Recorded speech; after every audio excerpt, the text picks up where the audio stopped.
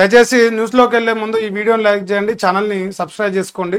దీంతో పాటు తెలంగాణ రాష్ట్రంలో ఒక సంచలనమైన తీర్పు 40 కోట్లు ఇవ్వడం జరుగుతా ఉంది.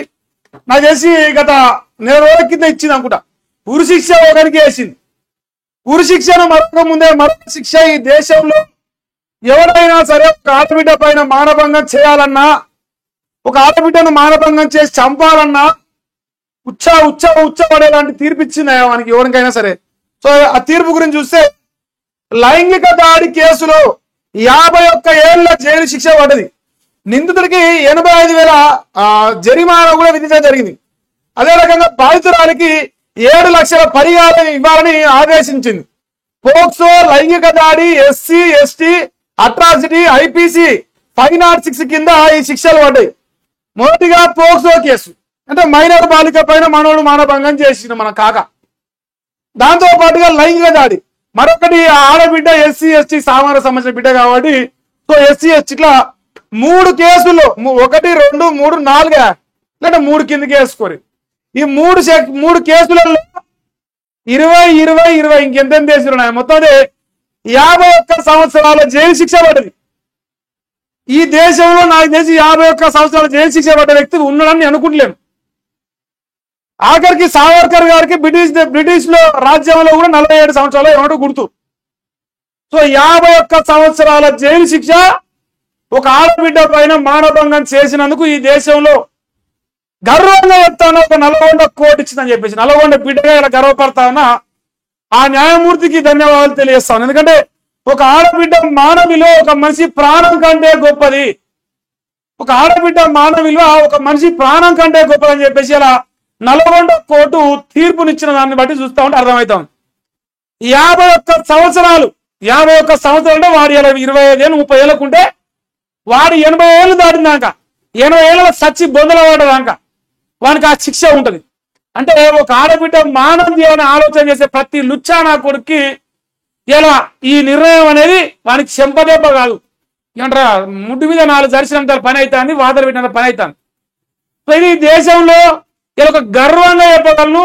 నల్గొండ జిల్లా నుంచి ఈ కోర్టు నుంచి ఈ తీర్పు వచ్చినందుకు నల్గొండ బిడ్డగా ఆ న్యాయమూర్తి గారికి పాదాభివందనం తెలియజేస్తా ఉన్నా. ఒక ఆడబిడ్డ మానానికి ఇంత అరుదైన గౌరవం ఇచ్చి ఇంత భారీ శిక్షను విధించినందుకు ఇది ఈ వార్తనే. అయితే సంచలన తీర్పులకు కేర్ ఆఫ్ గా 40 కోట్లు కనిపిస్తా ఉంది. ఎందుకంటే గత నెల రోజుల కింద అనుకుంటే నాకు గుర్తు, నెల రోజుల కింద ఉరిశిక్ష వేసింది ఒకరికి ఇదే మానభంగాలకు సంబంధించిన విషయంలో.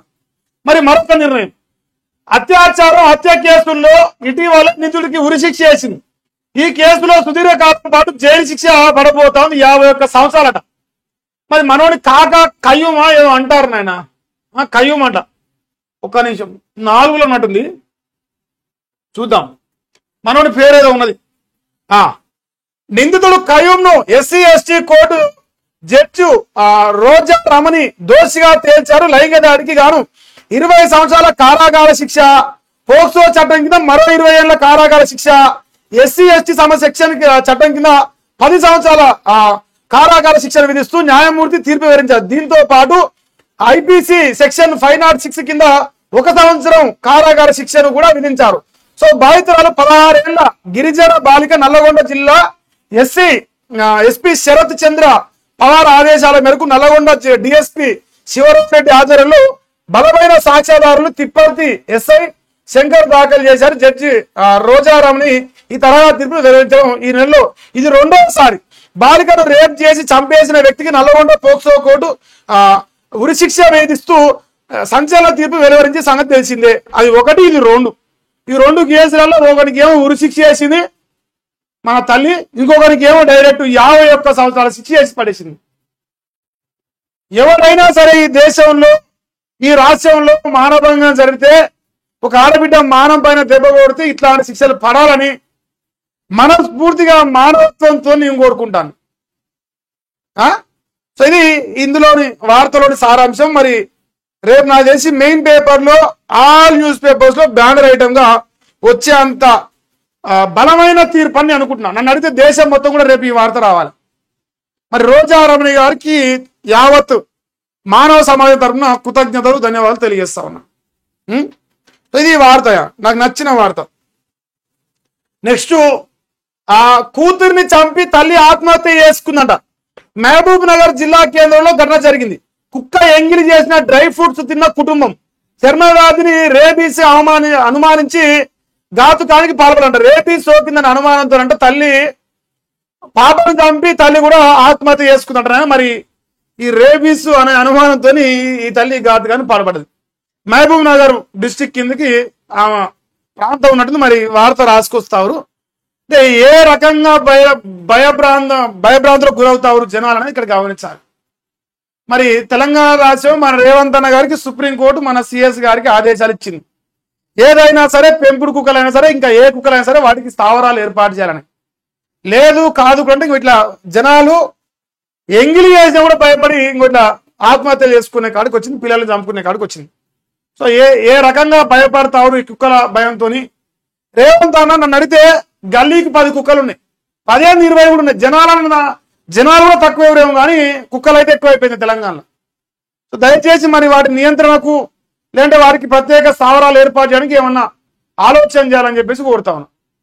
ఇంకో ఇట్లా అదురుకొని చచ్చిపోయాను అంటే మహబూబ్ నగర్ ముద్దుబిడ్డ కాబట్టి మన వారితే మహబూబ్ నగర్ నుంచి ఇట్లా అదురుకొని చచ్చిపోతారు జనాలు. ఈడీ 12 చోట్ల సోదాలు చేసినట్టునే కానీ ఎవరి పేరు అయితే బయటికి రాలే. మన పొంగులేడి చిన్న ఈడీ కేసు ఏం నాగమైంది ఇంతవరకు ఉనికి తెలియదు. నెక్స్ట్ అర్ధరాత్రి నుంచి అమెరికా అదనపు టారిఫ్స్ భారత దిగుమతులపై తీవ్ర ప్రభావం. రష్యా నుంచి క్రూడ్ ఆయిల్ దిగుమతి చేసుకున్నందున 25% అదనం అంట. మన వస్తువులపై ఇక 75% సుంకం. హాట్ టాపిక్ గా మారిన మోదీ వ్యూహం అని చెప్పేసి చెప్పడం జరుగుతా ఉంది. ట్రంప్ మామకు టిట్ ఫర్ టాట్ అన్నట్టుగా నరేంద్ర మోదీ గారు మనం మార్నింగ్ కూడా చూసినాం. సో టారిఫ్ల భారం ఎంతైనా సరే తట్టుకుంటాం, మేమెంతో మీరంతే, మాకెంతో మీకంతే అన్నట్టుగా ఈ టారిఫ్ల పంచాయి ప్రపంచం మొత్తం కూడా ట్రంప్ గారితో ఇబ్బంది పడుతుంది. అందులో భారత్ కూడా ఒకటి. మన నరేంద్ర మోదీ గారు కూడా కౌంటర్ కి సిద్ధం అయిపోయారని ఒక రకంగా నేనైతే చెప్పదలుచుకున్నాం. మరి ట్రంప్ గారు మాట్లాడంటే వాడు మెండలోనికి ఎక్కువ, తిక్కలోని తక్కువ. మారుతాడని నమ్మకం నాకు లేదా. ఈ ఎవరైతే ప్రొడక్ట్స్ వాడతారో అమెరికా తెచ్చిన ప్రొడక్ట్స్ వారి కొంచెం తగ్గించి స్వదేశీ వస్తువుల పైన ఫోకస్ పెట్టాలని చెప్పేసి తెలియజేయడం జరుగుతూ ఉంది గతం నుంచి కూడా.